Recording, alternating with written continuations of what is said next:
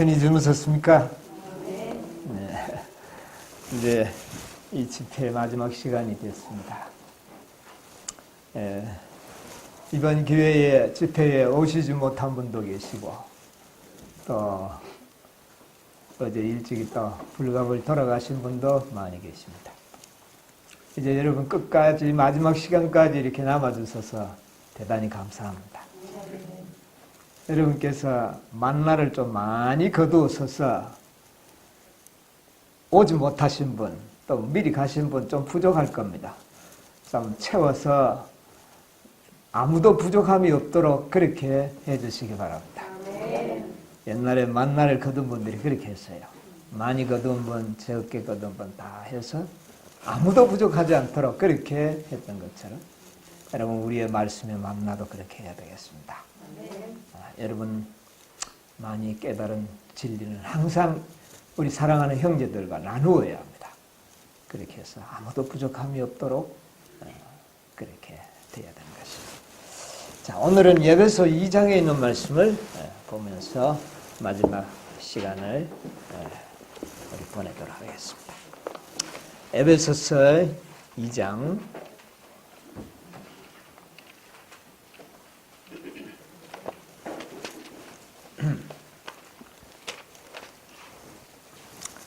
20절부터 있는 말씀을 제가 보겠습니다. 19절로부터 보겠습니다. 그러므로 이제부터 너희가 외인도 아니요 손도 아니요 오직 성도들과 동일한 시민이요 하나님의 권속이라. 너희는 사도들과 선지자들의 터 위에 세우심을 입은 자라. 그리스도 예수께서 친히 모퉁이 돌이 되셨느니라. 그의 안에서 건물마다 서로 연결하여 주 안에서 성전이 되어가고 너희도 성령 안에서 하나님의 거하실 처소가 되기 위하여 하나님 안에서 함께 지어져 가느니라.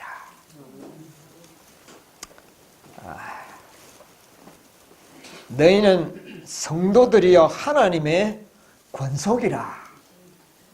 여러분 우리가 하나님께서 우리를 보고 뭐라고 말씀하십니까? 권속이 뭡니까?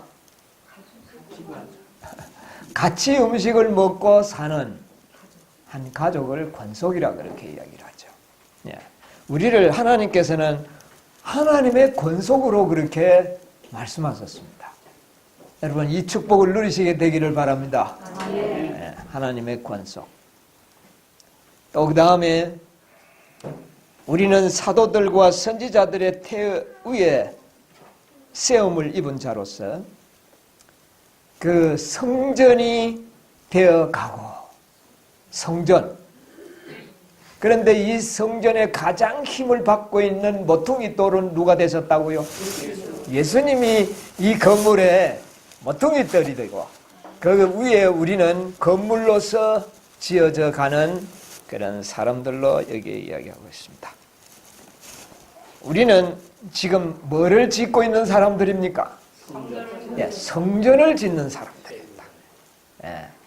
그 성전의 모퉁이 돌은 예수님이 되시고 또 예수님이 모퉁이 돌이 되신과 함께 이 성전을 짓고 계시는 총감독이십니다.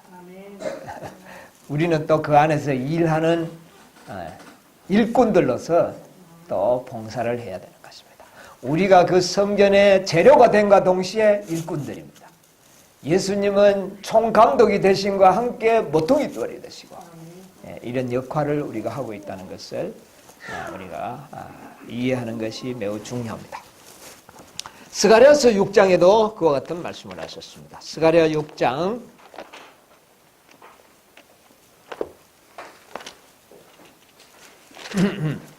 6장에 있는 말씀을 찾아보도록 하겠습니다.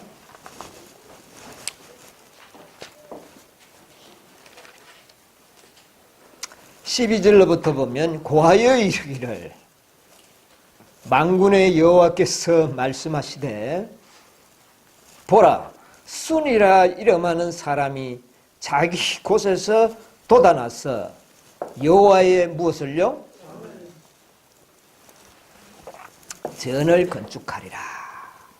그가 여호와의 전을 건축하고 영광도 얻고 그 위에 앉아서 다스릴 것이며 그 다음에요.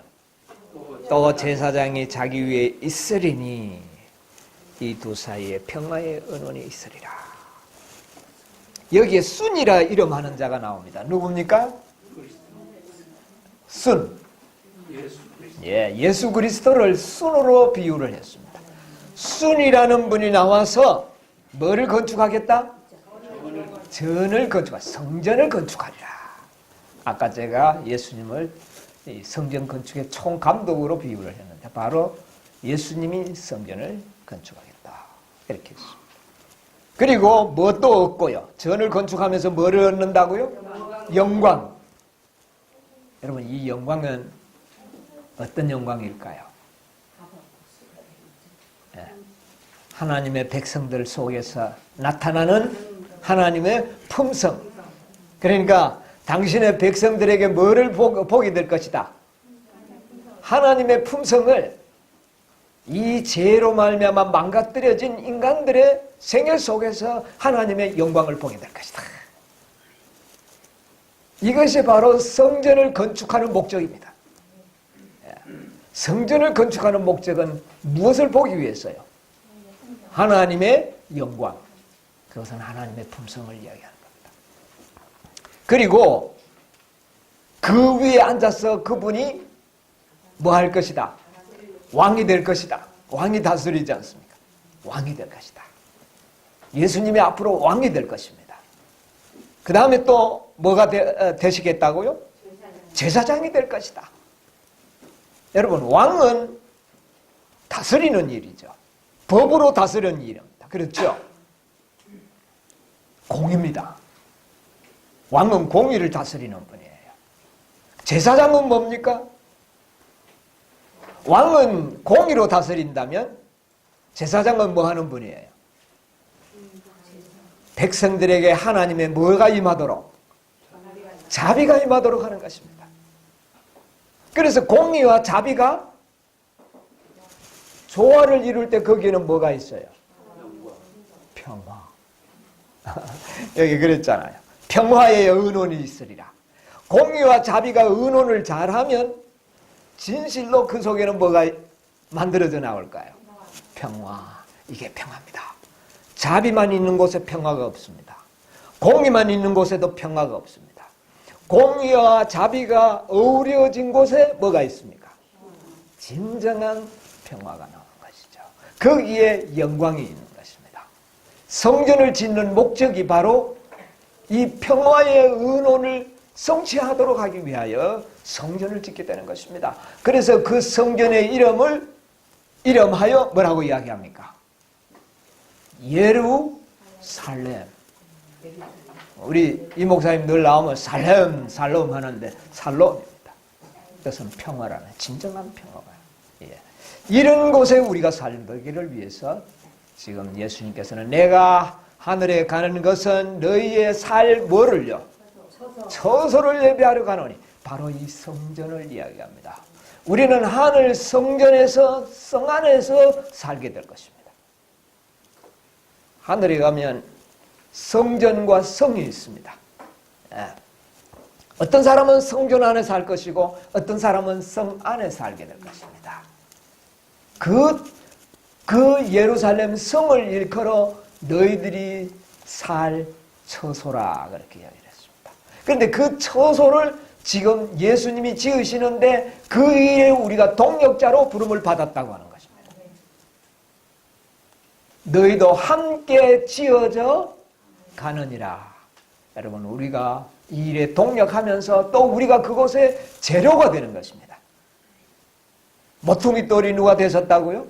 예수 그리스도. 이제 모퉁이 돌이 넣어지면 뭐가 또 넣어져야 됩니까?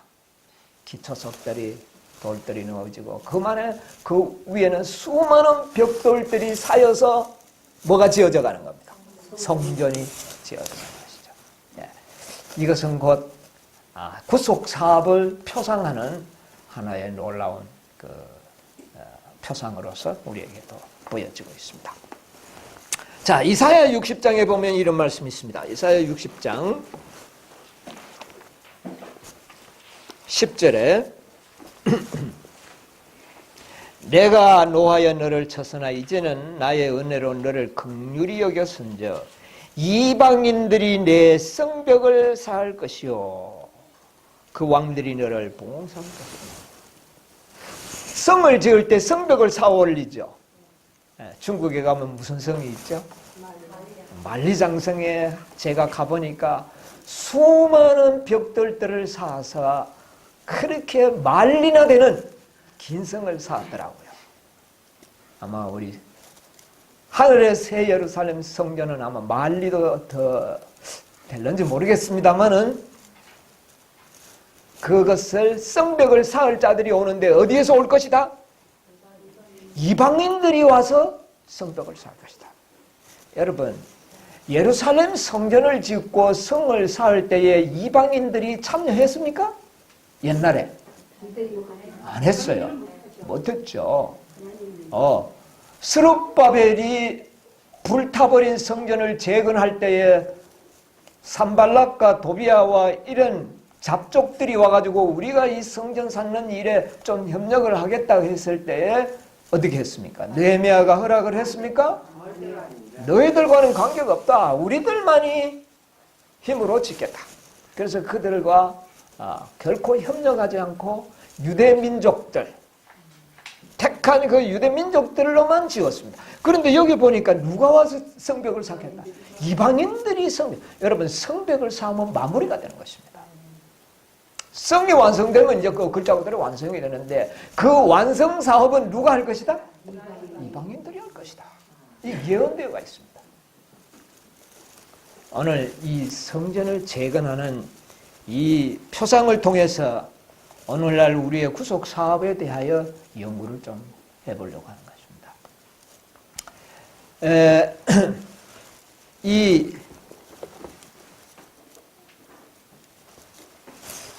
사도행전 595페이지에 이런 말씀이 있는데 한번 좀 우리 같이 보도록 하겠습니다. 여러분 구속의 역사 다 같이 펴서가지고 한번 보겠습니다. 595페이지를 한번 열어보시기 바랍니다.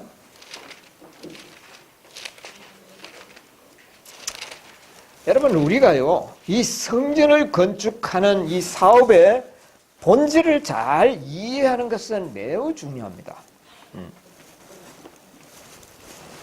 여러분 우리가 해야 할 사업의 본질을 잘 이해하지 못하면 완전한 믿음을 소유하지를 못합니다.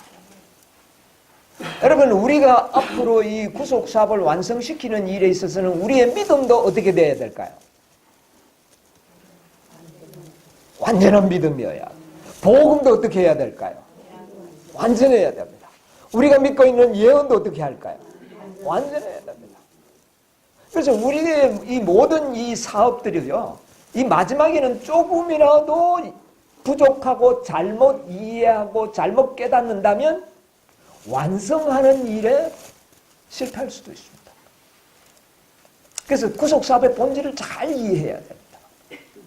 예언이 조금 잘못되면 믿음이 어떻게 될까요? 잘못돼 버릴 수 있습니다. 그 다음에 사업의 본질을 잘못 이해해도 우리의 믿음이 실족할 수가 있어요. 예를 들면 엘리야가 얼마나 훌륭한 사람 아닙니까? 하나님을 위해서는 그의 생명을 어떻게 해요? 완전히 희생할 수 있는 그런 믿음의 소유자였는데도 불구하고 어느 날 광야에 가서 실족해가 쓰러져가지고 하나님 나는 이제 죽어야 되겠습니다. 이렇게 하소연하는 연약한 사람이 되었는데 왜 그랬을까요? 믿음이 없었나요? 물론 믿음이 없었어요. 믿음이 없어서 그런 건 맞는데 왜 그렇게 조금 전에는 그렇게 놀라운 믿음을 가지고 왕 앞에 서서 생명을 두려워하지 않고 외치면서 바알 선지자들을 다 칼로 목을 쳐 죽일 수 있는 그런 아주 믿음 있는 사람 왜 그 이튿날 그렇게 되느냐고. 그 이유는 다른 것이 아닙니다. 사업의 본질을 잘못 이해했기 때문에. 그러니까 사업의 본질을 잘못 이해하면 믿음이 어떻게 되는 겁니까? 없어져 버리는 거예요. 약해져 버리는 거예요. 다시 말하면 우리가 깨닫고 있는 예언이 잘못되면 믿음을 어떻게 해버리는 거예요? 잃어버리는 거예요. 만약에 엘리야가 자기 사업이 어떤 사업이라는 사실을 분명하게 알았더라면 이세벨이 협박할 때 조금 더 겁을 내지 않았을 겁니다. 왕도 겁을 안 냈는데 뭐 겁을 내겠습니까? 그런데 사업의 본질을 이해를 못했기 때문에 깨닫지 못한 어떤 위급 상황이 왔을 때 대처 방법이 없었던 겁니다. 엘리야는 그렇게 해서 자기의 선지자 사업을 완성하지 못하고 그 사업을 누구에게 넘겨줘야 됩니까? 엘리사에게 넘겨주게 되는 겁니다.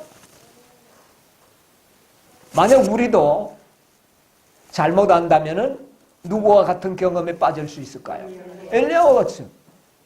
엘리야는 은혜의 기간이 있으니까 다시 회복받고 그런 불수레를 타고 하늘로 승천했습니다. 그러나 우리는요. 우리는 시간이 없는 것이 아니라 그런 기회가 없습니다. 우리는 실망하면 그것으로 끝나버리는 거예요. 그러므로 우리는 예언과 우리의 사업의 본질을 어떻게 해야 합니까? 정확하게 알려주실 것이고 알게 될 것입니다. 그래야만이 우리의 믿음을 지킬 수가 있는 겁니다.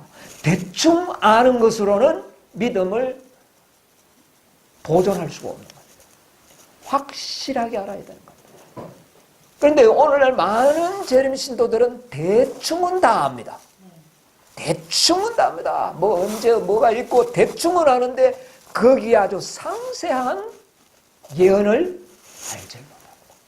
그러므로 어떤 상세한 부분에 들어갔을 때는 그만 그들은 혼란에 빠져서 흔들리게 되는 것이죠.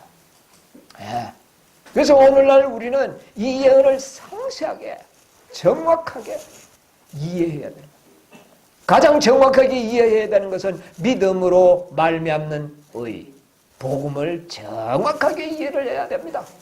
그 다음에 예언입니다. 그 다음에 사업의 본질입니다. 예언도 정확해야 되고 우리의 사업의 목표가 무엇이라는 것을 정확하게 이해하는 것은 우리의 믿음을 확실하게 세우는 것이요 믿음을 견고하게 하는 것입니다. 우리가 믿고 있는 복음이 완전하고 우리가 알고 있는 예언이 확실하고 우리의 사업이 분명히 이해하고 있다면 그 사람은 결코 넘어지지 않을 것입니다. 그러나 우리가 그 세 가지 중에 어느 한 개라도 불확실한 부분이 나에게 남겨져 있다면 그 부분이 이르러 왔을 때 그는 누구처럼? 엘리야처럼 쓰러집니다. 예. 침례 요한도 그래서 잠시 동안 실족을 했어요. 뭐를 몰랐느냐 하면은 사업의 본질을. 시대 소망을 찾아보면은 침례 요한이 그렇게 흔들렸던 것은 메시아의 사업의 본질을 몰랐어요. 엘리야도 사업의 본질을 몰랐어요. 네. 엘리야는 막 놀라운 이적과 기사, 능력으로 모든 사업을 마칠 줄 알았어요. 그러나 그 사업의 본질을 자세히 들여다보니 그리스도의 품성으로 맞춰진다는 것을 배우지를 못했습니다. 침례 요한도 마찬가지입니다. 메시아의 사업이면 놀라운 개혁으로 이루어질 줄 알았는데 예수님이 하시는 일은 이 땅에서 조용하게 자비를 베풀고 하나님의 영광을 나타내는 사업으로 맞춰진다는 것을 침례 요한이 몰랐기 때문에 오실 이가 당신이 오니까 그런 질문을 할 수밖에 없었습니다. 오늘날 우리도 마찬가지입니다. 이 구속 사업의 완성이 어떻게 이루어지는지를 사업의 본질을 분명히 알고 예언을 알고 복음을 알아야 됩니다. 그렇게 할 때 우리는 결코 쓰러질 일은 없을 것입니다. 오늘 이 시간은 사업의 본질이 어떻게 예언되어 있는지, 여러분 예언이라고 하니까 무슨 2300주야만 예언이 아닙니다. 사업의 본질 자체가 예언되어 있다고 말합니다. 사업의 본질이 예언되어 있어요. 그 예언을 분명히 이해할 때만이 우리는 모든 흔들림 속에서 안전하게 보호받을 수가 있습니다. 완전한 복음이 예언되어 있습니다. 그 완전한 복음을 이해할 때에 여러분 우리는 결코 흔들리지 않습니다. 그래서 오늘 이것을 좀 해보려고 합니다. 자, 사도행전 595페이지에 보면 이 성전을 짓는다고 하는 그 사업의 본질이 뭔지를 좀 연구해 보자고 말입니다. 495페이지 밑에서 두째 단락에 보면 그리스도께서 하는 데서 한번 보겠습니다. 595. 예, 우리 이석권 강령 한번 읽어보실랍니까? 그리스도께서 친히 놓으신 기초 위에 사도들은 하나님의 교회를 세웠다. 성경은 성전 건축을 흔히 교회를 세우는 표상으로 사용하고 있다. 스가랴는 그리스도를 여호와의 성전을 지을 가지라고 언급한다. 그는 이방인들이 사업을 도울 것이라고 말한다. 먼데 사람이 와서 여호와의 절을 건축하리라. 이사야는 이방인들이 내 성벽을 쌓을 것이라고 선언한다. 예, 그까지만 읽겠습니다. 자, 이 성전을 쌓는 것은 뭐를 세우는 것과 비교했습니까? 교회. 오늘날 우리가 교회 하는 것이 조직된 교회가 아닙니다. 지금 이 세우는 교회가 어떤 교회인지를 잘 보세요. 성전을 건축하는 것과 교회를 세우는 것과는 동일한 사업입니다. 그런데 이 예수님께서 그 교회에 뭐가 됐다? 머릿돌이 됐다. 기초돌이가 그 기초 위에 사도들은 하나님의 뭐를 세웠다? 교회를 세웠다. 그래서 성전 건축은 흔히 교회를 세우는 표상으로 사용하고 있다. 그렇게 이야기를 했습니다. 자, 그 다음에 역시 사도행적 597페이지 위에서 첫째 땅 건축자들의 최선봉 한번 보세요. 건축자들의 최선봉에 선 사람들은 차례로 원수의 손에 쓰러졌다. 스데반은 돌에 맞아 죽었고 야고보는 칼에 죽임을 당하였고 바울은 목베임을 당하였고 베드로는 십자가에 못 박혀 죽었고 요한은 정배 당하였다. 그러나 교회는 성장하였다. 자, 여기에 교회를 성장시키고 짓는 자들이 어떤 사람의 이름이 나옵니까? 스데반, 또요 야고보, 바울, 베드로, 이런 자들이 다 뭐를 세우는 자들이에요? 교회를 세우는 자들. 바울이 교회를 세우고 스데반이 교회를 세우고, 교회를 세우는 것과 성전을 짓는 것과는 동일한 사업이라고 말이에요. 조금 더 계속 한번 읽어보세요. 새로운 일꾼들이 넘어진 사람들을 대신하고 건물에는 돌이 자, 이 순교자들이 다 뭐를 쌓는 자들이에요?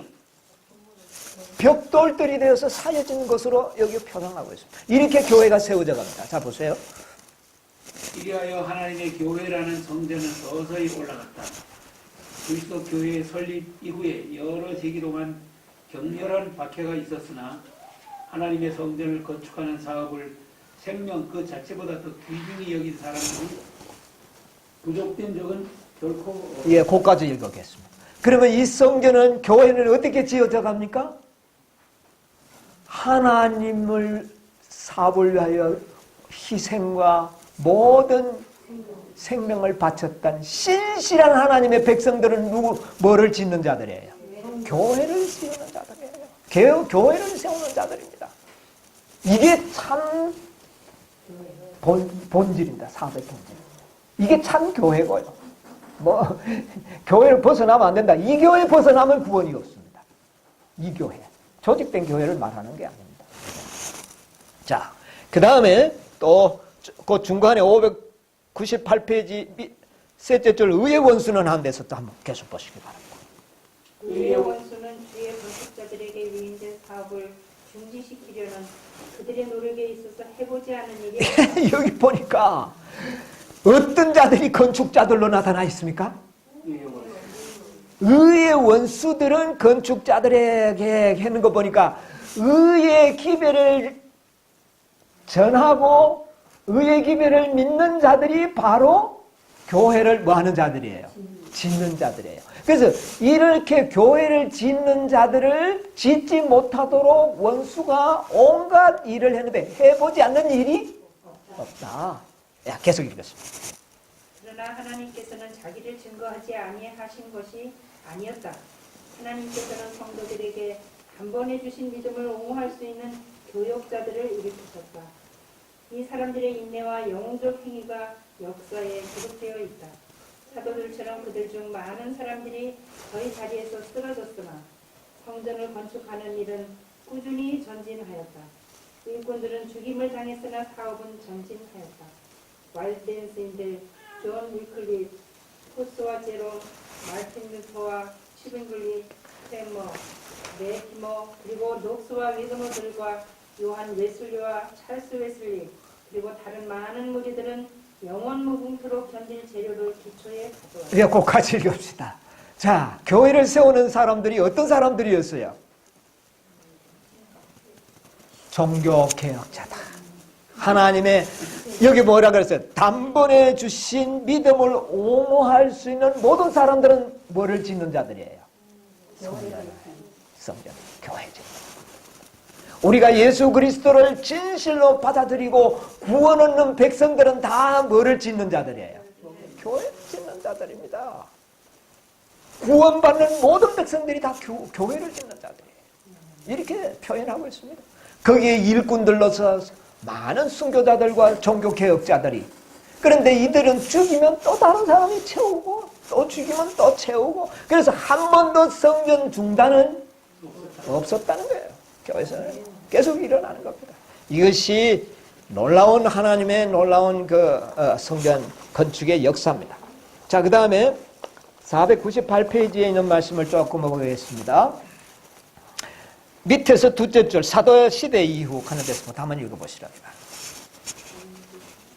498페이지 그 밑에 사도 시대 이후의 여러 세대를 통하여 하나님의 성전 건축은 결코 그치지 않았다. 우리가 그 세기들을 회고할 때에 오류와 미신의 어둠을 뚫고 쏟아져 나오는 빛처럼 빛나는 산 돌들을 볼 수 있다. 예, 이 성전 돌은 죽은 돌이 아니고 어떤 돌로 지어진 산돌. 그러니까 이것은 영원한 생명을 가진 사람들만이 이 재료가 되었다는 말입니다. 그것을 살아있는 돌이라고 표현합니다. 계속 보세요. 영원을 통하여 이 귀중한 보석들은 점점 빛을 밝게 비추겠고 하나님의 진리의 능력을 증거할 것이다. 이 닦은 돌들의 번쩍이는 빛은 빛과 어둠, 진리와 금과 오류의 찌꺼기 사이의 현저한 대조를 나타냅니다. 예, 오류하고 다릅니다. 예, 계속 보세요. 바울과 다른 사도들 그리고 그때 이래로 산 모든 의인들은 성전 건축에 그들의 역할을 행하였다. 그러나 건물은 아직도 완성되지 않았다. 예, 뭐라 그랬습니까? 아직도 성전 건축은 완성되지 않았다. 예, 아직도 완성되지 않았다. 이 여러분, 시대에 살고 있는 우리들도 해야 할 일이 있고 행해야 할 역할이 있다. 아멘. 우리는 이 기초 위에 우리의 시험에 견딜 재료, 즉 금과 은과 궁전의 식양대로 아름답게 다듬은 보석들을 가져와야 한다. 아멘. 자, 거기까지 읽고요. 자, 그러면 이제 우리가 해야 할 부분도 이 성전에 우리가 그 한 자리에 우리가 참여해야 된다는 것을 여기에 이야기하고 있죠. 아직 완성되지 않았다. 그 다음에 또 보겠습니다. 600페이지에 가서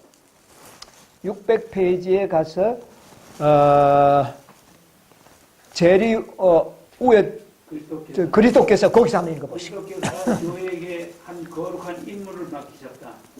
모든 신자들은 하나님께서 당신의 은혜의 부와 신비스러운 그리스도의 부를 세상에 전할 수 있는 통로가 되어야 한다. 세상에 당신의 성령과 당신의 품성을 대표할 대리자들만큼 구주께서 바라시는 것은 없다. 인간을 통하여 구주의 사랑을 나타내는 것만큼 세상이 필요로 하는 것은 없다. 온 하늘은 그들을 통하여 하나님께서 그리스도 교의 능력을 나타내실 수 있는 남녀들을 기다리고 있다. 이 남녀들이 누가 돼야 되는 겁니까? 이게 마지막 사업인데 뭐냐면은 신비스러운 그리스도 부요함.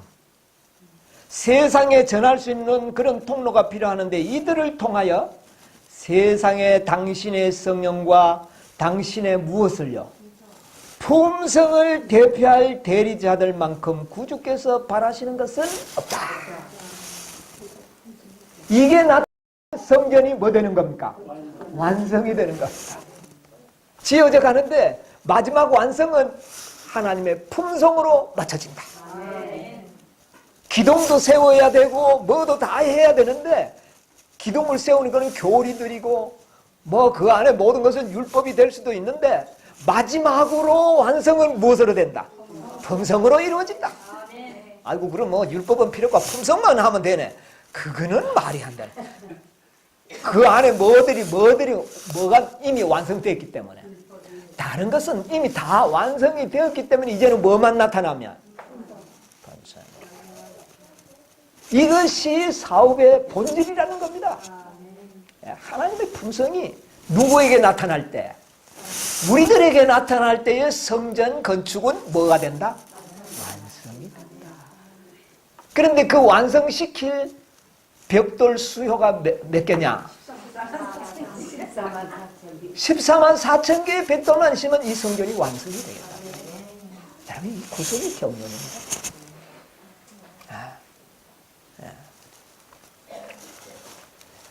그래서 그 밑에 보면 601페이지 보면 교회가 세상에 대한 충성을 버리고 그리스도의 뭐를 여러분 빛나고 영광스러운 날이 다가올 것이다. 자 보세요. 개인적으로 우리는 다 무엇을 옷 입어야 합니까?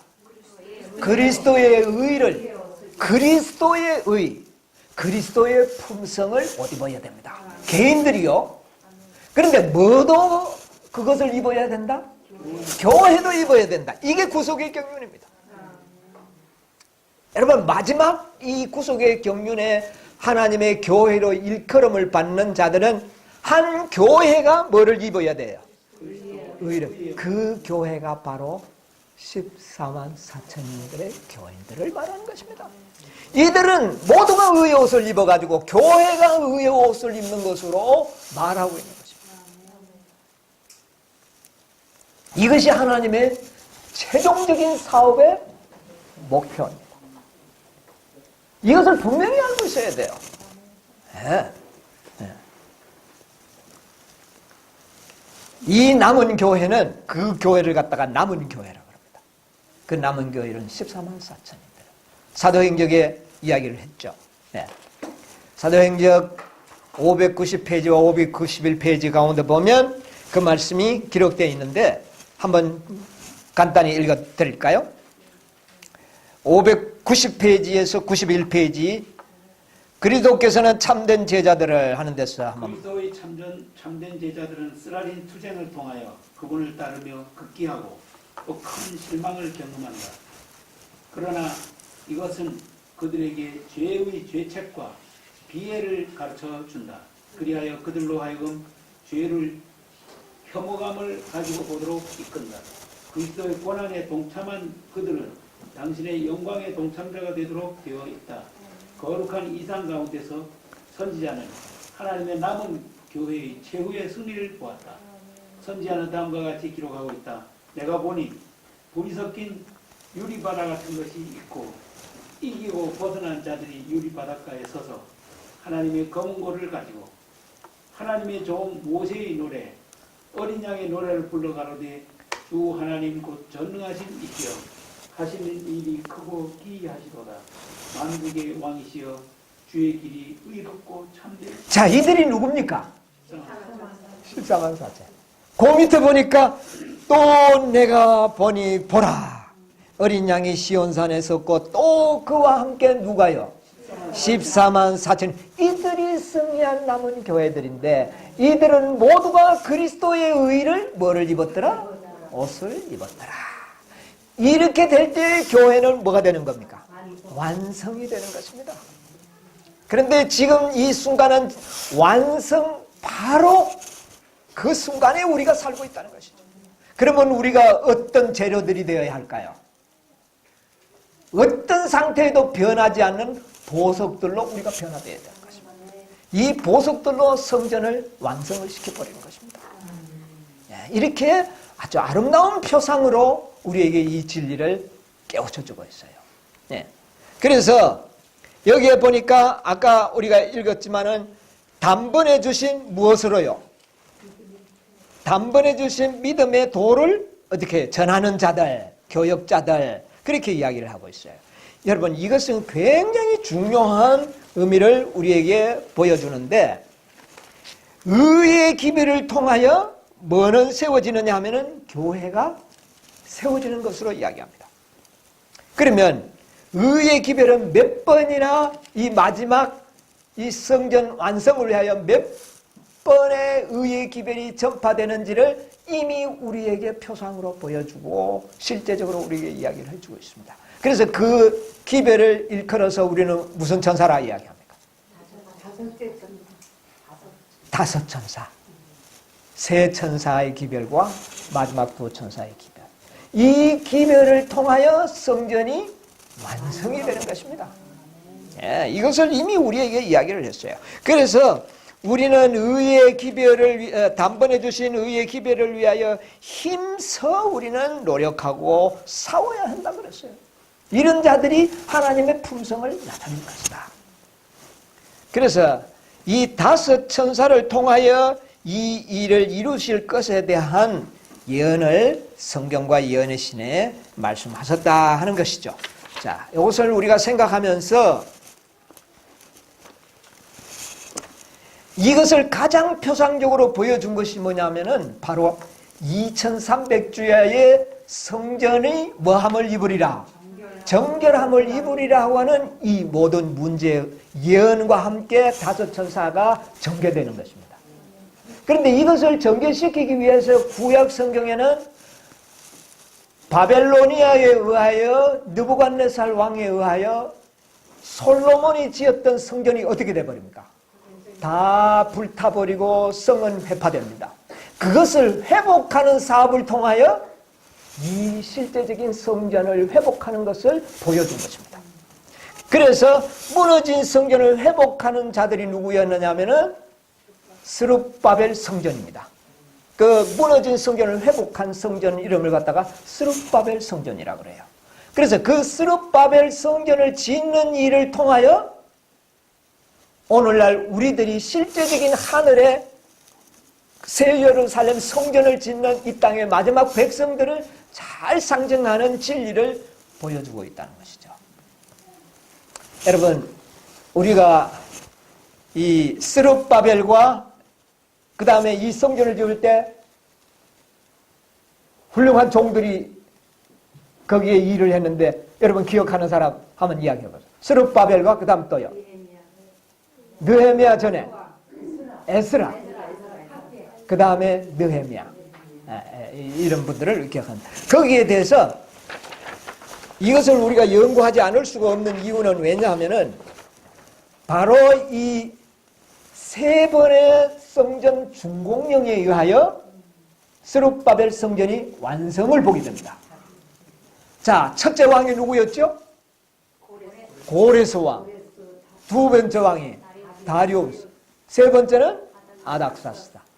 그래서 거기에서부터 2300주야의 기점이 되는 것은 어디에서부터 시작이 됩니까? 아닥사스다부터 됩니다. 그렇기 때문에 우리는 여기에서 우리가 오늘날 우리의 현 주소를 찾아내야 되는 겁니다. 그래서 역사 속에서 오늘날 이 다섯 천사의 존재를 정확하게 찾아냄으로 인해서 오늘 우리가 믿고 있고 가고 있는 길이 확실하다고 하는 믿음을 갖게 되는 것이죠. 이것은 하나의 상징이요 표상이면서 예언인 것이죠. 그래서 이것을 정확하게 이해해야만이 우리는 실망하지 않고 이 길을 끝까지 걸어갈 수가 있을 것입니다. 여기도 우리가 그랬잖아요. 방금 읽은 길 가운데 보면은 이 14만 4천이 된 쓰라린 투쟁을 통하여 많은 실망을 경험해야 한다고 했어요. 여러분, 이 다섯 천사 속에서는 많은 실망이 이미 계획되어 있었던 겁니다. 첫째 천사의 실망이 있었습니까? 둘째 천사의 실망이 있었고 계속 실망해요. 넷째까지도 실망입니다. 그런데 어느 단계에 가서 실망하지 않을까요? 다섯째는 실망하지 않습니다. 그러나 네 번째까지 실망은 다섯째에 실망하지 않도록 하기 위하여 예방주사와 같은 주사를 만들어 가십니다. 아멘. 그 실망을 통하여 배우도록 하나님께서 계획했다는 것이죠. 여기 그렇게 이야기했어요. 실망을 경험한다. 그러나 이것은 그들에게, 이런 실망은 그들에게 죄의 죄책과 비애를 가르쳐준다. 죄가 얼마나 가증스럽고 증오스럽다는 것을 이런 실망을 통해서 깨닫게 해줄 것이다. 그래서 마치 하나님께서 죄를 미워하고 마치 예수님께서 죄를 싫어하듯이 우리도 죄를 어떻게 해요? 증오하고 싫어하도록 만들도록 하기 위하여 실망을 경험했다는 것입니다. 이게 하나님의 계획이었어요. 그런데 그 모든 실망을 한 요인이 뭐냐 하면은 지체됨으로 그렇게 되어버린 거예요. 그들은 다 예수님이 빨리 오실 것이라고 생각을 했는데 안 오고, 빨리 오실 것이라고 믿고 회개했는데도 안 오고, 그래서 또 다음 단계를 깨달으니까 더 회개하는 경험을 했죠. 또 실망하고 더 회개하고 전진합니다. 이런 가운데서 가라지들은 어떻게 합니까? 자꾸 떨어져 나갑니다. 아이고 봐라, 이제 안 믿겠다. 믿음 없는 사람이 자꾸 떨어져 나갑니다. 이게 또 누구의 경영이었어요? 하나님의 경영입니다. 믿음이 없는 자들은 떨어져 나가도록 만들었어요. 믿음이 없는 자들이 계속 따라오면 골치 아프잖아요. 하늘까지 오면 안 되잖아요. 그러니까 그런 자들을 떨궈내기 위해서 또 실망을 경험하게 합니다. 그때 실망하는 자들은 돌아가는 자들이 있고 한 무리는 더 연구하는 자들이 있어요. 왜 더 연구합니까? 믿으니까. 누구를 믿으니까? 하나님을 믿으니까. 실망했지만 아니다. 우리가 뭐가 잘못이 있을 거야. 하나님 편에 잘못이 없어. 내가 잘못이 있어. 그래서 또 연구하면 또 전진하게 되는 거예요. 근데 또 실망하고 아이고 이제는 못 믿겠다고 돌아갈 사람 또 돌아가고 거기서도 또 남아서 아니야. 또 연구해보자. 이렇게 해서 4번까지 실망을 하고 5번째는 어떻게 해요? 정령 지체하지 않고 실망하지 않도록 우리를 이끌어 가버려요. 그 속에는 가라지가 하나도 없도록 만들어버려요. 이게 하나님의 지혜입니다, 여러분. 그러므로 끝까지 믿으시게 되기를 바랍니다. 그리고 말씀을 연구하시기 바랍니다. 그럼 그렇게 한다면 분명히 승리할 수가 있습니다. 성전은 완성을 할 수가 있다. 그래서 그렇게 이야기했어요. 제 혐오감을 보도록 이끈다. 그리스도의 고난에 동참한 그들은 당신의 영광에 동참자가 되도록 되어 있다. 되어 있다는 말은 하나님께서 그렇게 계획했다는 것이에요. 끝까지 가는 자는 하나님의 영광을 보고 하나님의 동력자가 되도록. 하나님의 지혜는 놀라운 지혜입니다.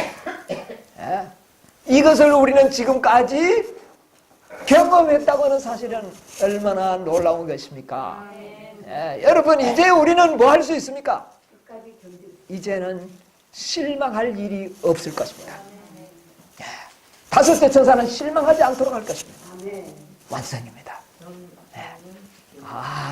정말 놀라운 일이죠. 그래서 거룩한 이상 중에 승리의 모습을 보여주는데 그들이 바로 14만 사람. 완벽한 진리입니다. 자, 그런데 그것이 무엇으로 나타나느냐 하면은 스룹바벨의 성전을 짓는 모습 속에서 나타난 겁니다. 그것을 제가 조금 그림으로 좀 그려드려서 보도록 하겠습니다.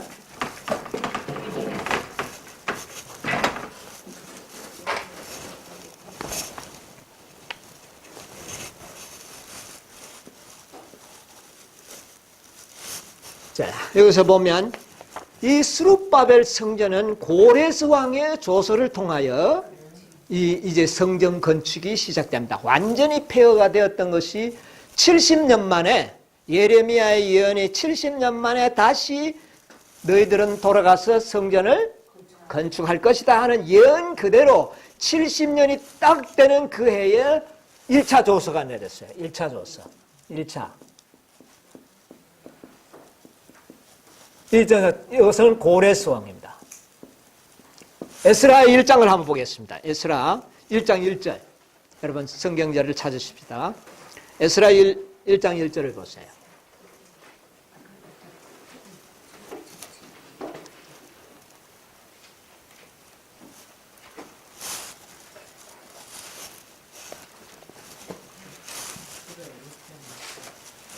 에스라 1 고레스 원년에 여호와께서 예레미야의 입으로 하신 말씀을 임하게 하시려고 바사왕 고레스의 마음을 감동시키시네. 저가 온 나라에 공포도 하고 조소도 내려 가로되. 예, 여기에 뭐가 내립니까 이제?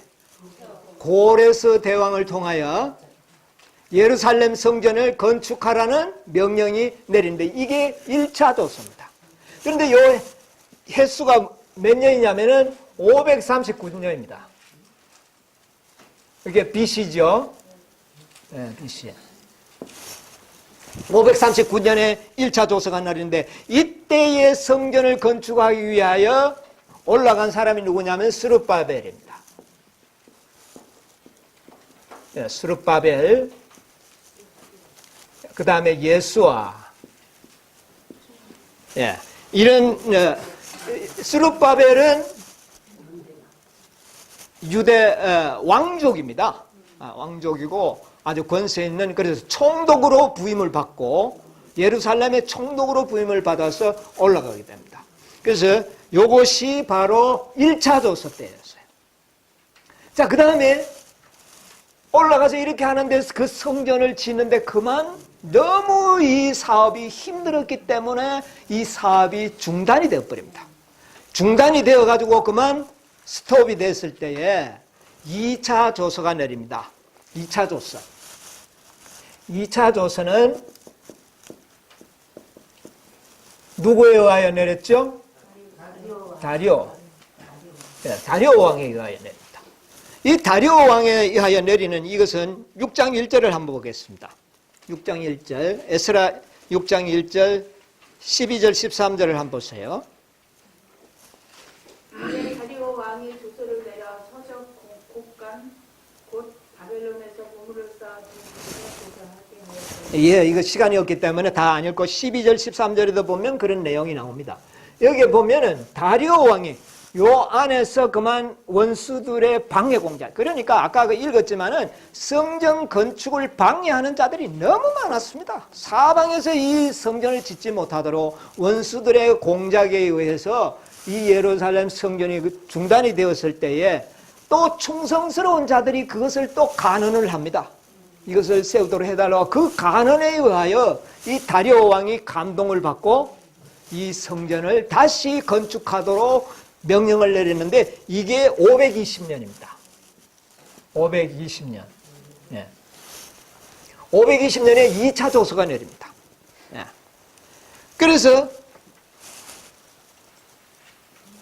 여기 515년에 그래서 성전이 완성이 됩니다. 성전. 여러분 이 성전 구도를 잘 이해해야 되는데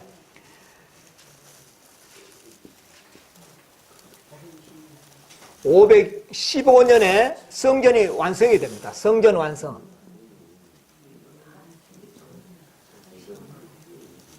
성전 완성이 되는데 이 성전 완성은 무엇을 의미하느냐 하면은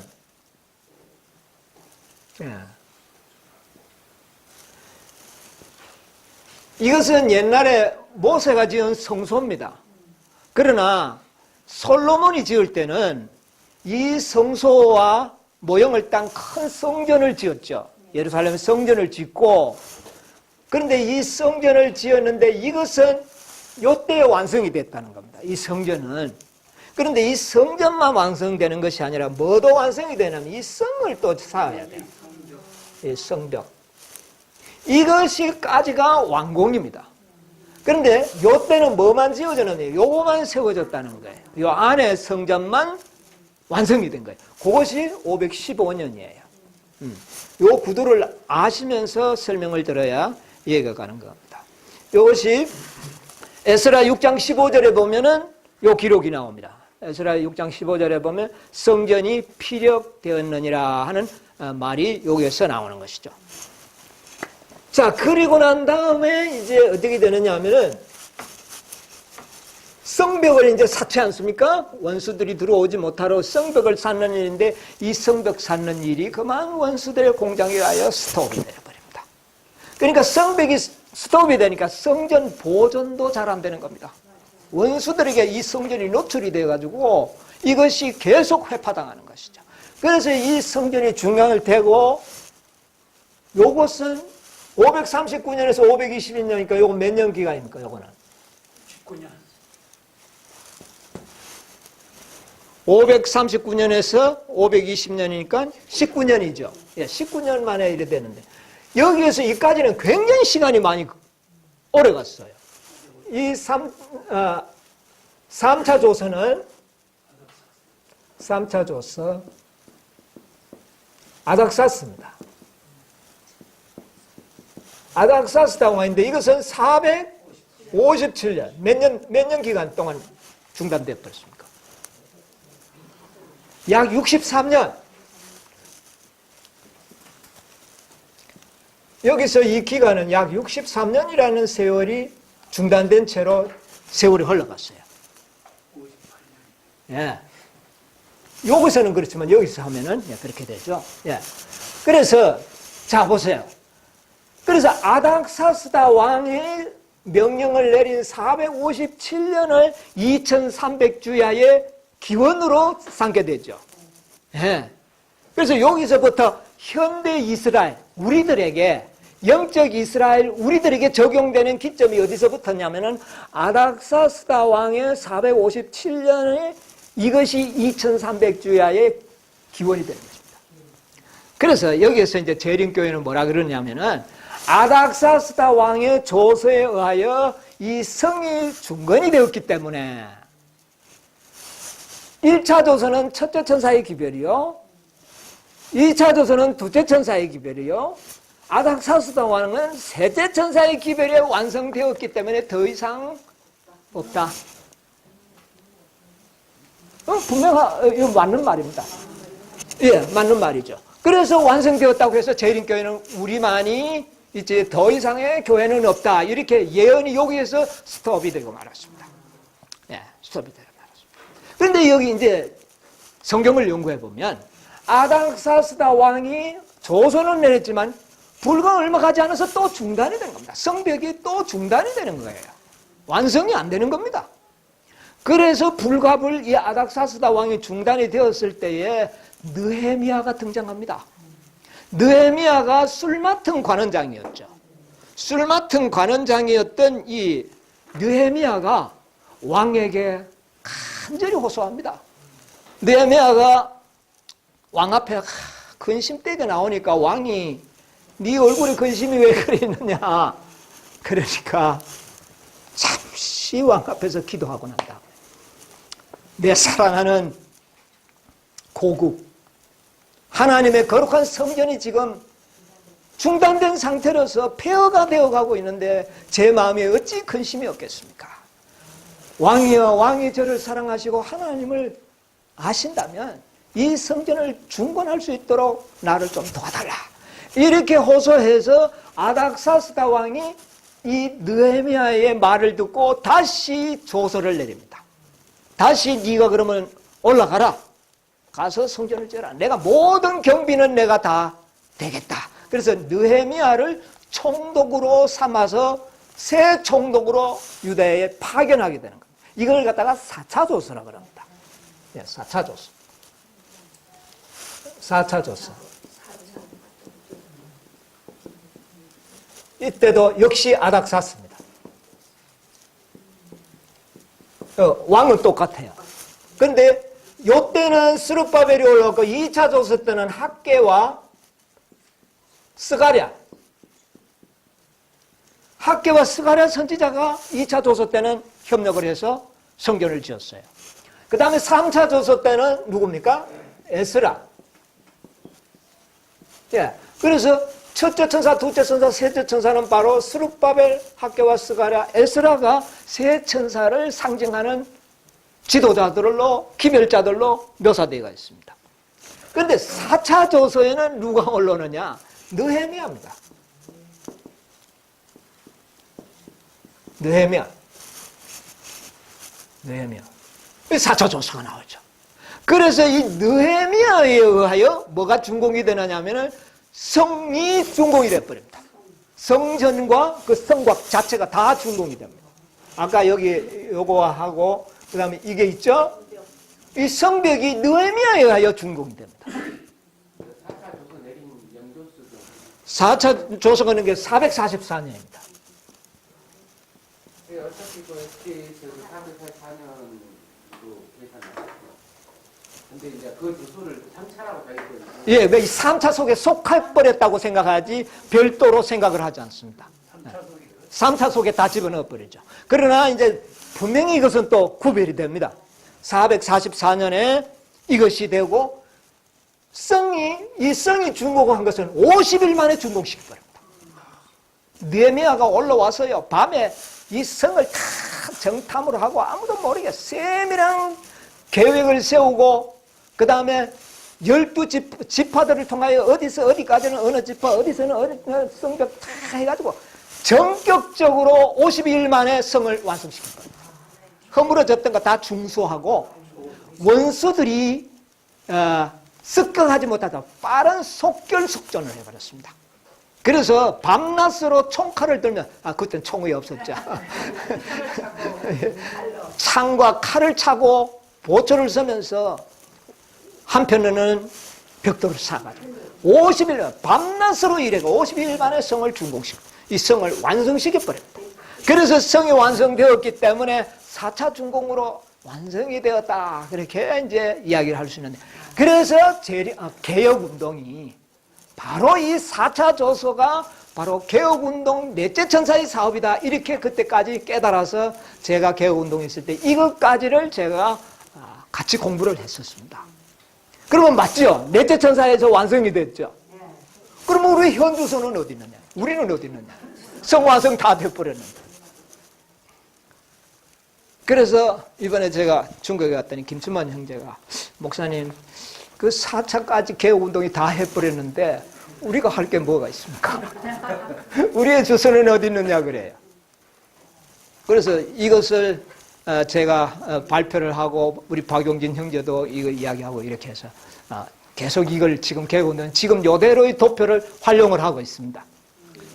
예. 그래서 4차 조서로서 이 성까지 다 피력이 되어 버렸습니다. 피력이 된 역사가 나와요.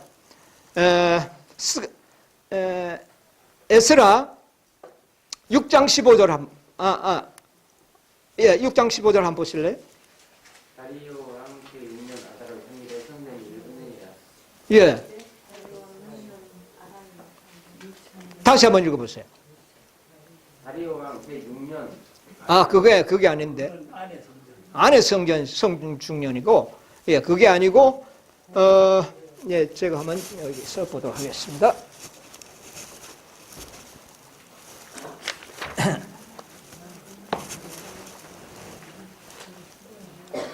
느헤미야 6장 15절입니다. 예. 느헤미야 6장 15절 보세요.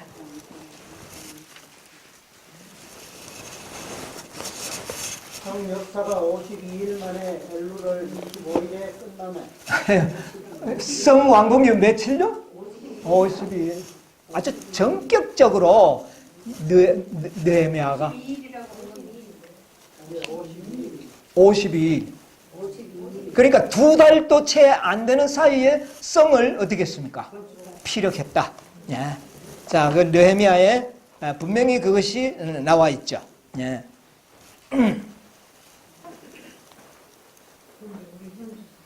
우리의 현주소가 이제 어디 있느냐 그 말입니다. 그래서 이번에 가니까 그 김춘만 형제가, 목사님 그 우리의 현주소가 어디에 나옵니까? 그래요. 그래서 내가 그 연구하면 다 나옵니다. 제가 그런 대답을 하고 이 현주소를 이번 집회 때 좀 제가 밝혀야 되겠다고 생각을 했죠. 저도 요거까지 해서 연구가 중단됐습니다. 그런데 이제 5째 천사를 깨닫고 여기서 현주소를 찾아내야만 되지 않습니까? 그래서 제가 이제 느헤미야서를 천천히 다시 보게 되었습니다. 여기서 현주소를 이제 우리가 찾아내야 되죠. 자, 그런데 성은 필요한 것이 맞아요. 그러나 성이 다 지어졌다고 성전 건축이 완성된 것은 아니었습니다. 또 하는 일이, 문도 막 그 성벽에 다 포함된 것까지 다 포함됩니다. 되는데 뭐가 문제였느냐 하면은 느헤미야 7장 4절을 보세요. 느헤미야 7장 4절. 그 성은 광대하고 거민은 희소하여 가옥을 오히려 건축하지 못하였습니다. 자, 이게 보세요. 이제 문제는 성을 짓는 목적은 뭐 때문입니까? 사람을 살게 하기 위해서였습니다. 사람을 성 안에 안전하게 적이 피해를 입지 않도록 백성들을 보호하기 위하여 성을 쌓았는데 정작 사람은 아직도 어떻게 해요? 사람이 없었던 거예요. 그 성은 완성이 되었는데 성 안에 사람이 없더라는 거죠. 그래서 이 성을 완성은 됐지만 이것을 하게 되어 그 성은 광대한데 거민은 희소하다. 누구만이 살았느냐 하면 최고의 지도자들, 에스라나 느헤미야나 성경 건축자들 일부만 살았지 허허벌판이었어요. 그러면 그 성전 안에 누구를 채워야 합니까? 백성들로 채워야 되는 것입니다. 이 사업이 끝이 나야 성전 회복이 뭐 됐다고 보는가? 완성. 여러분 이제 이해가 좀 윤곽이 떠오릅니까? 희소했다는 것이죠. 그런데 이 성은 지어서 많은 공간이 있는데 사람은 텅텅 비어가 있고 이런 상태인데 느헤미야의 총독 기간이 끝나버린 겁니다. 총독은 왕의 명령에 의하여 언제부터 언제까지 네가 총독을 하라는 기한이 정해져 있어요. 그런데 총독 기한이 끝나버린 겁니다. 그러니까 이것을 완성하지 못하고 느헤미야가 어떻게 했느냐면은 본국으로 메데파사로 돌아가야 했습니다. 그러니까 느헤미야가 이것도 문제 아닙니까? 이걸 완성시켜야 되는데 지금 원수들은 성을 막 어떻게든지 이걸 막 성 안에 사람이 없으니까 누가 성을 지킵니까? 아직까지 뭐 성은 쌓았는데 이게 어찌 마무리가 안 된 거예요. 이런 역사가 느헤미야의 기록이 되어 있습니다. 자, 우리 그래서 느헤미야가 어떻게 했느냐? 느헤미야 7장 1절 2절을 보세요. 7장 1절 2절에 보면 성이 건축되매 문짝은 달고 문지기와 노래하는 자들과 레위인들을 세운 후에 내 아우 하나니와 영문에 가는 하나야로 함께 예루살렘을 다스리게 하였는데 이렇게 해놓고 자기는 본국으로 돌아간 겁니다.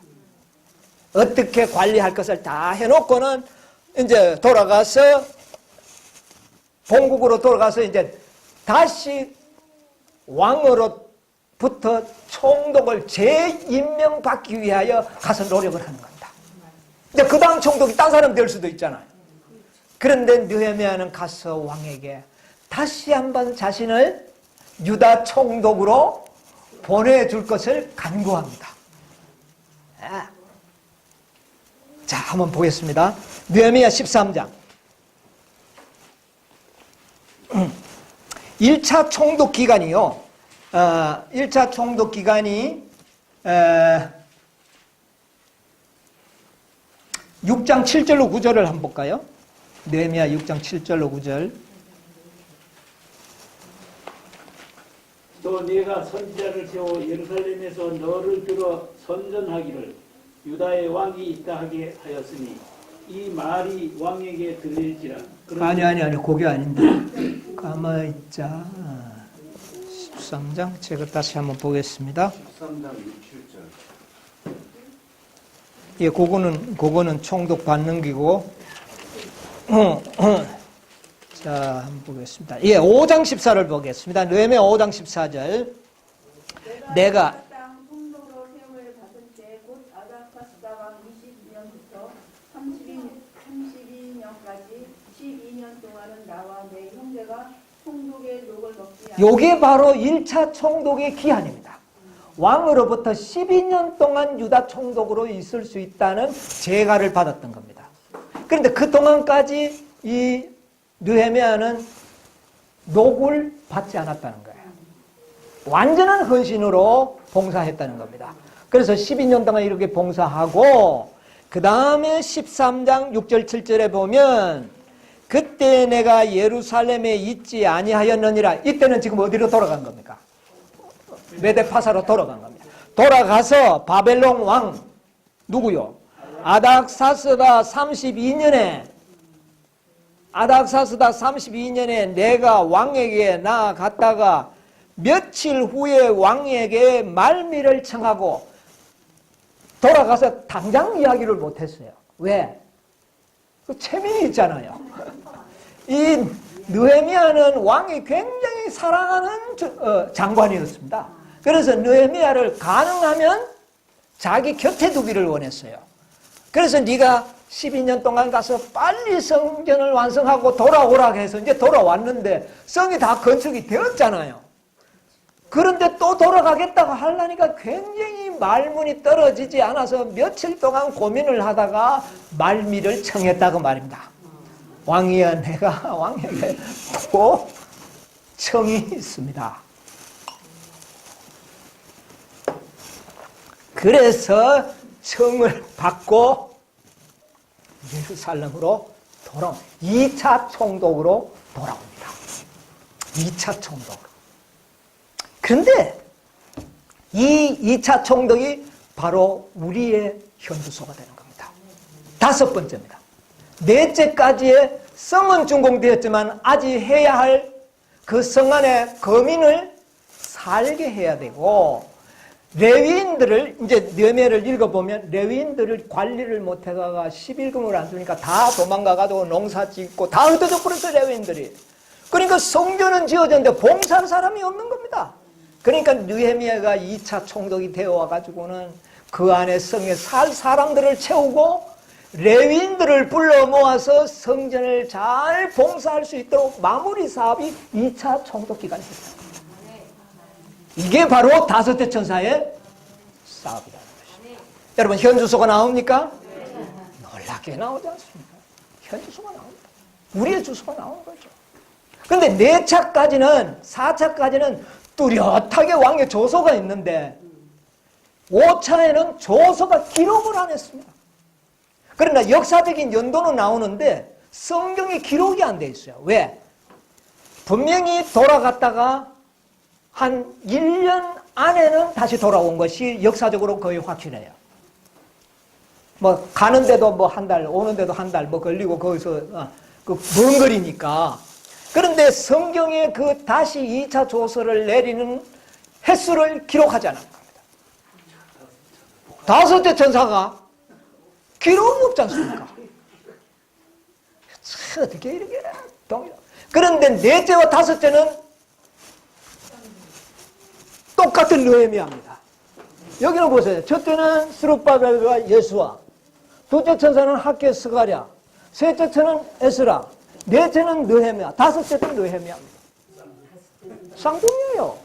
그러니까 18장 천사는 하나 같은데 둘이에요.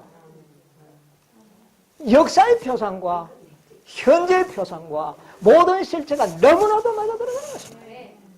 우리의 표상이 다 나왔고요.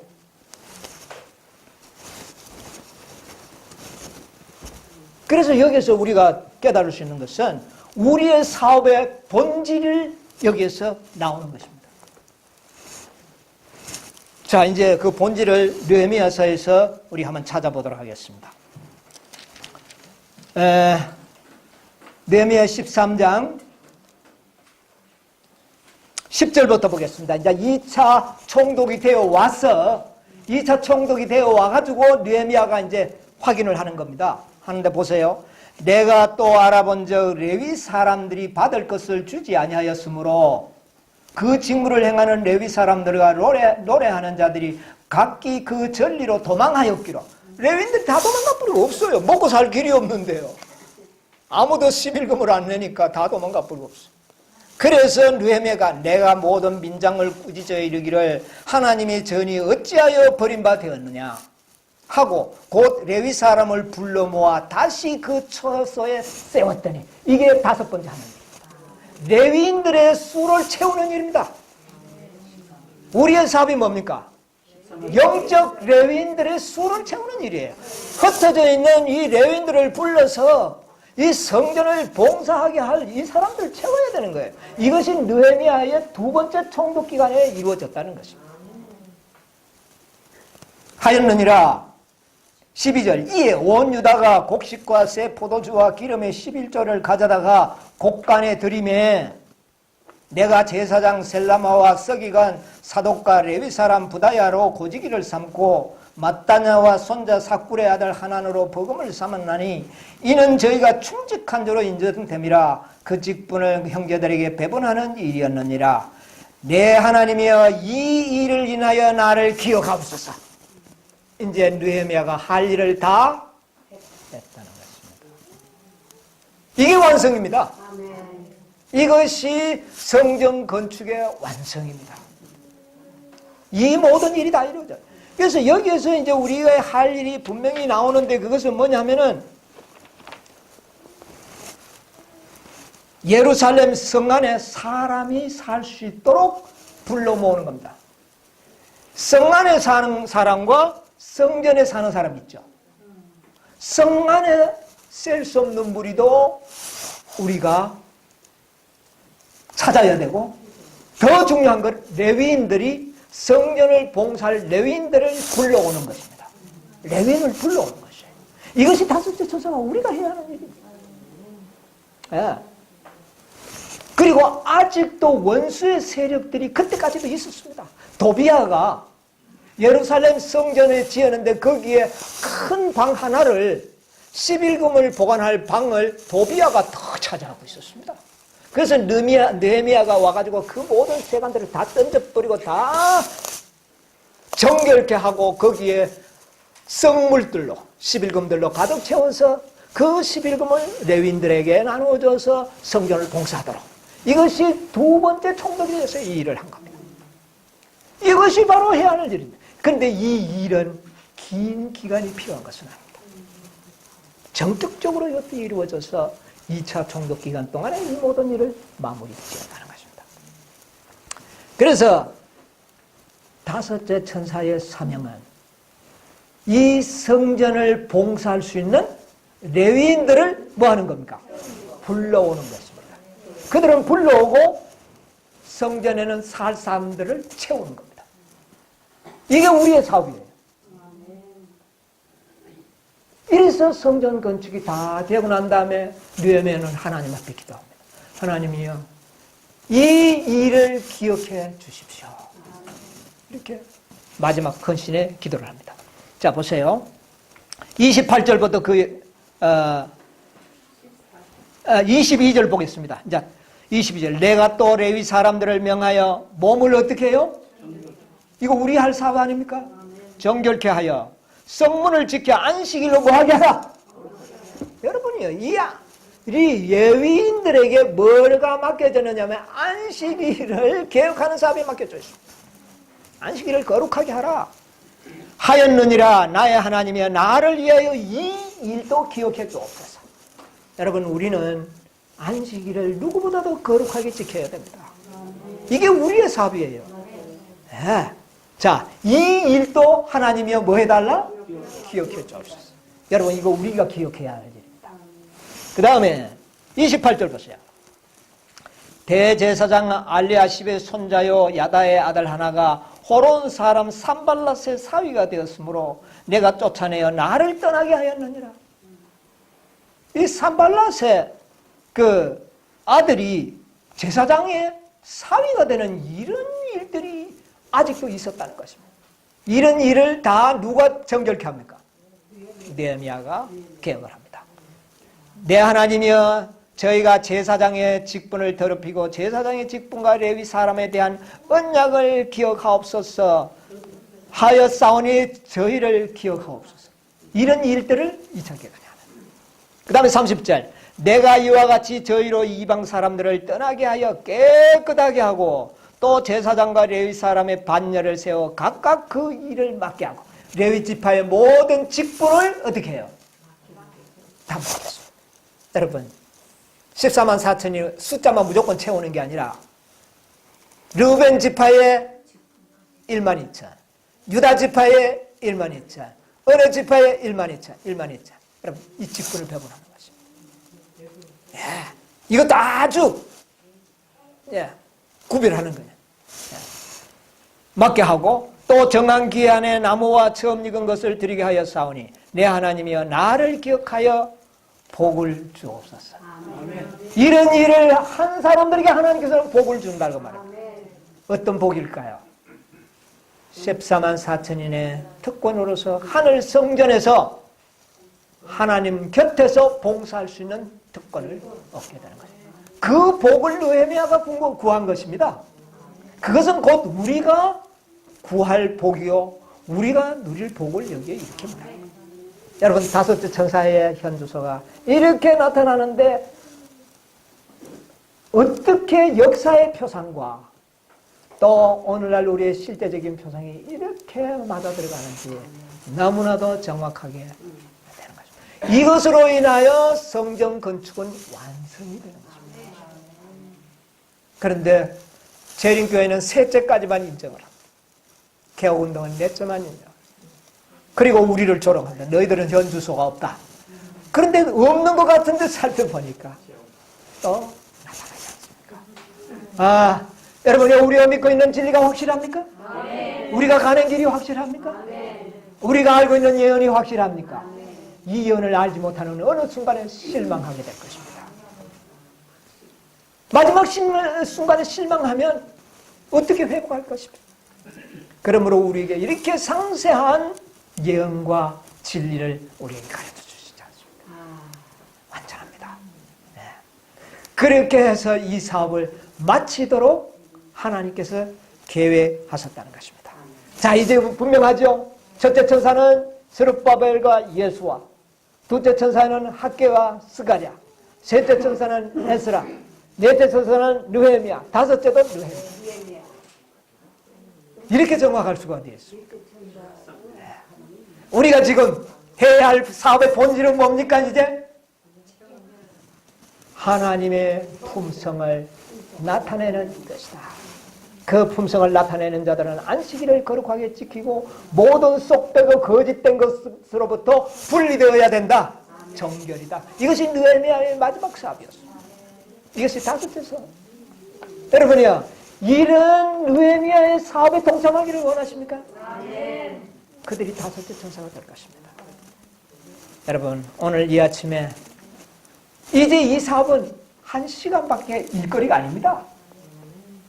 다른 거는 다 시간이 굉장히 많이 걸리는 사업이에요. 여러분, 성을 52일 만에 완성시켜버렸다면 레위인들 불러오는 것이 그렇게 오래 걸리겠습니까? 그렇게 먼 기간이 아니에요. 1시간. 지체되지 않고 이루어질 이 시점에 우리가 살고 있다는 것이죠. 여러분, 이 진리를 깨닫는 순간 우리들의 믿음은 정말 확고하게 다져지게 될 것입니다. 아무쪼록 여러분, 이 마지막 다섯째 느헤미야의 사업에 우리 모두 다 헌신하게 되기를 바랍니다. 오늘 아침에 우리 모두 일어나셔서 이 마지막 다섯째 천사의 여러분 정말 모든 전심전력을 다 바치겠다고 하는 헌신으로 표시해 주시기 바랍니다. 우리 다 같이 헌신의 찬미 부르면서 이 시간을 마치도록 하겠습니다.